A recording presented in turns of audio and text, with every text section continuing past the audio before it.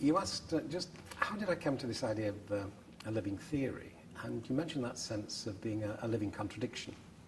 And that started me off in, it was 1971, 72, and I was head of a science department. And the inspector had given me one of a few cameras in London to experiment with.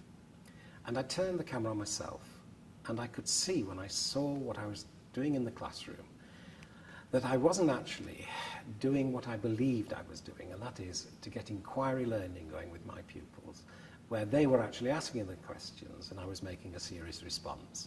What the video showed me, and it was highly embarrassing for me to see this, was that I was actually giving them all the questions. There wasn't one time when a child had come with a genuine question and I'd actually responded. So that, in terms of living contradiction, was right at the beginning of my understanding of what I needed to focus on. And then I developed the idea of a living theory from the work of this Soviet logician called Edward Ilyenko, who, at the end of his book on dialectical logic, asked the question, if an object exists as a living contradiction, what must the thought be that expresses it?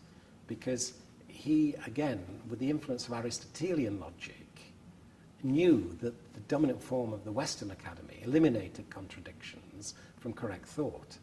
So my thought was, well, if I'm grounded in a living contradiction, why can't I generate a living theory from that ground and see if it meets one of my criticisms of the traditional theory, which was that it was made by the philosophers, psychologists, sociologists, and historians.